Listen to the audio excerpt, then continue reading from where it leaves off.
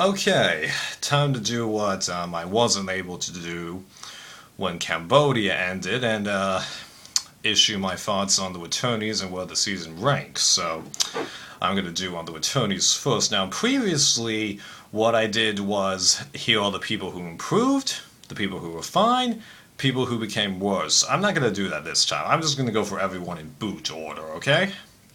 And describe my reasoning, and this will be repetitive. So Vetus, he was fine in the transition because what got him was the exact same thing as last time, so that's why I put him. Shirin, she was fine because she wasn't out there that long. We didn't get to see her story, which was a bummer. PG, she was fine, they just booted her out early, didn't get enough time to see her. Javana, he's fine because, like with last time, he didn't do the greatest smooth conversations with everybody. He was trying to get into this new school environment, and he seemed to be doing okay, but, he lost everything and got unlucky in the end, yeah. Monica, she's fine. I can say that even though I haven't seen her season because I got enough of a vibe from her, like with a Corinne and Eric, and info about their past seasons to justifiably put her in there. Right. Then Terry, you guys are going to argue with me here, but I'm just going to say that he's fine because all we got from him was that, he still had to be recruited into the social relations, but I don't put him in getting worse because he was never voted out. He was told to go. Had he been voted out, I think I would have put him in the got worse bit, because he stated that he's still a fan of the show, so he should know a little bit more than how he demonstrated himself, yeah. But, yeah, takes care of him. Woo,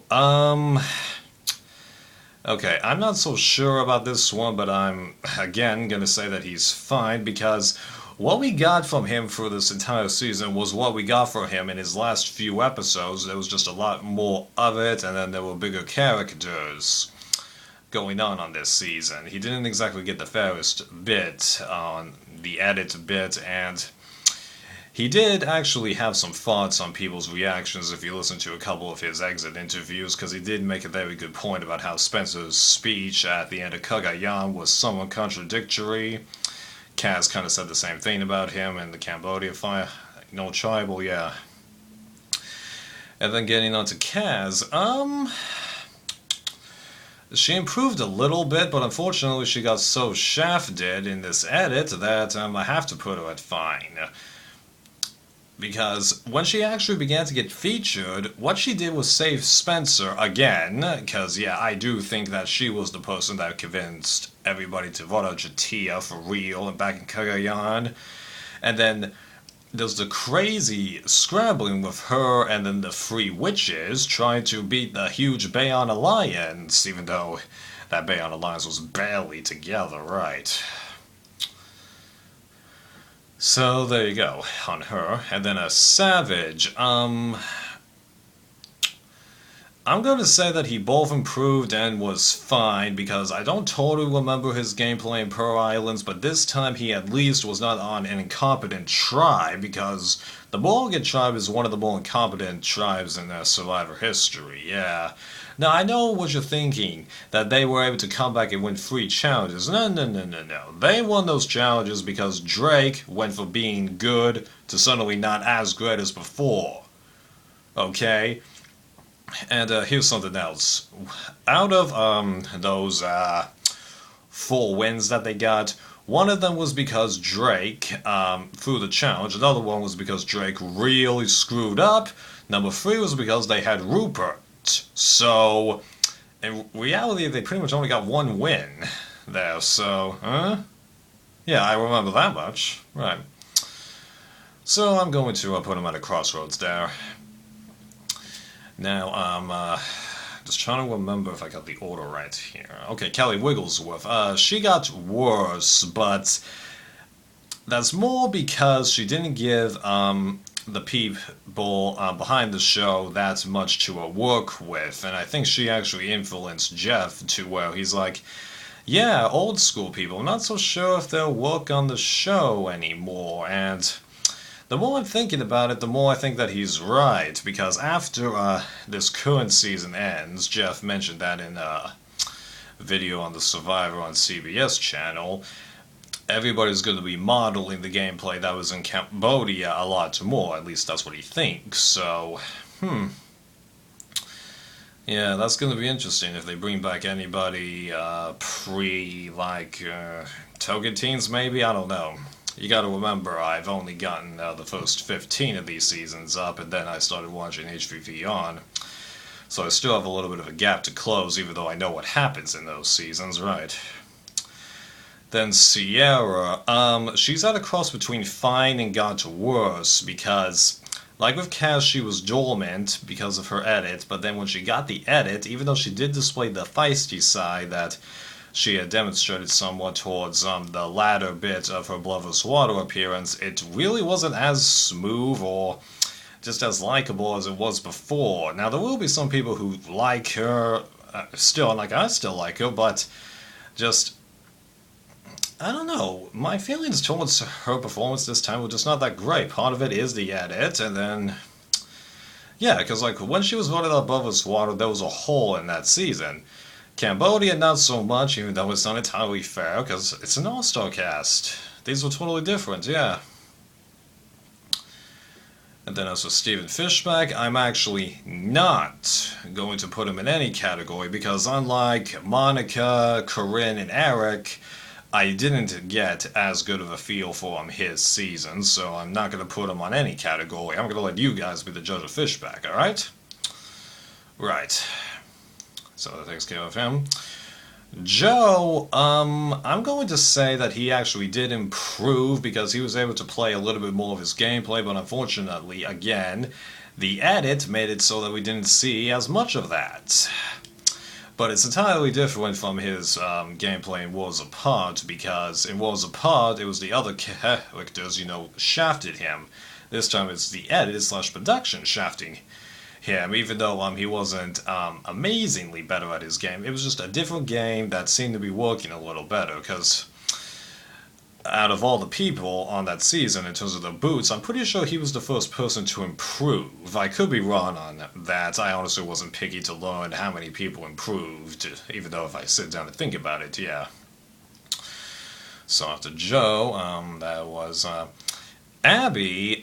She was fine, although my dislike of her, as I mentioned, shrunk significantly. Because in Philippines, I despised her. This time, she was just like, yeah, bad. Just whatever. Yeah, really. That's how I feel about her.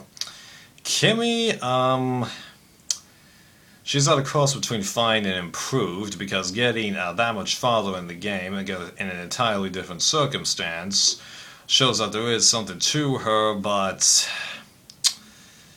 unfortunately, again, the edit kind of got to her, and then she did kind of shoot herself in the foot, although for different reasons this time.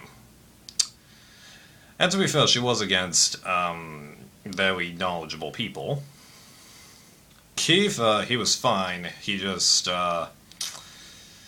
got as far as he did the last time and didn't go to as many tribals. Right. Kelly Wentworth, she improved easily. And then as for Spencer, okay, I'm gonna piss a few of you guys off, but I'm gonna select him as fine, because I'm not gonna say that he improved, because at the end, just the edit made it clear that he'd forfeited his chances by keeping Jeremy, even though I still do feel justified in saying that his best shot and Jeremy's best shot of getting to the end was helping each other. But had Spencer ended up, on different tribes doing those swaps, I think he actually could have been in a much better position, especially if he hadn't been with Jeremy. Who knows, he actually might have been booted earlier, I really don't know. Right, and I'm not going to say that he got worse, because I can't remember exactly why I'm saying this, but it seemed like he did warn us that there was a possibility that he might behave somewhat like this. I really can't remember why I'm thinking this, okay? But, yeah, so I think I'm justified in that area. Tasha, I actually was gonna put her in terms of getting worse, but now I'm just gonna put her as fine because I've realized I'm putting a lot of people in the fine area because of their edit, and I'm again gonna do that for her, but also a few people who seem to have listened to her full exit interviews. She seemed to give them a little bit of an impression that she was playing more to like survive the game, get to the end, that kind of thing, and then just lay it out against whoever she was against. So she was kind of playing the end game a tad bit old school there. So yeah, I don't have any dislike against her. Just like I was not rooting for her nearly as much as I thought I was because I did like Tasha and Kagaya, but last season I could tell that she was getting the edit too well. If she made it, she was getting no vote. So yeah. And then Jeremy, well, he improved, obviously, right. So I know that that was kind of a long explanation, but I felt like I deserved to give my full-blown reasons there. Now let's jump into where I rank this season. So I've been looking at all the pros and cons of it, and then I've gradually begun to realize that pretty much the only con is the edit bit, even though, as I've stated multiple times, it might not be the edit, it might just be me, with all the crazy stuff that happened in my life last season/college semester, because that's the ironic thing. The season of Survivor almost directly parallels my college semester schedule, right? So, after giving it some thought, I'm actually going to place this as the second best season after HVV, behind Kagayan, ahead of, I'm going to piss a few of you off who don't know this, One World. Hey, I liked One World when I first saw it. I really would not be too surprised if I like it a lot less in the rewatch. Just like if I rewatch Redemption Island and Nicaragua, I wouldn't be too surprised if I actually switched them, to be honest. Right now I have Redemption Island as better than Nicaragua, but recently, Nicaragua appears to be getting a lot of Marquesas treatment. Well, people hated it at first, but now they're like, it's not as bad. Simon del Sur seems to be getting a little bit of that, even though I did rank Simon del Sur higher than that, yeah. So I think the overall order now is Cagayan, Cambodia, One World, South Pacific, Blovers Water, Worlds Apart, Caramon, San Juan del Sur, Redemption Island, Nicaragua, Philippines, and I might actually change Philippines if I ever decide to rewatch that season, but that's not happening for a long time. Yeah, I've got far more desire to rewatch Nicaragua than Philippines. It's been that long, right?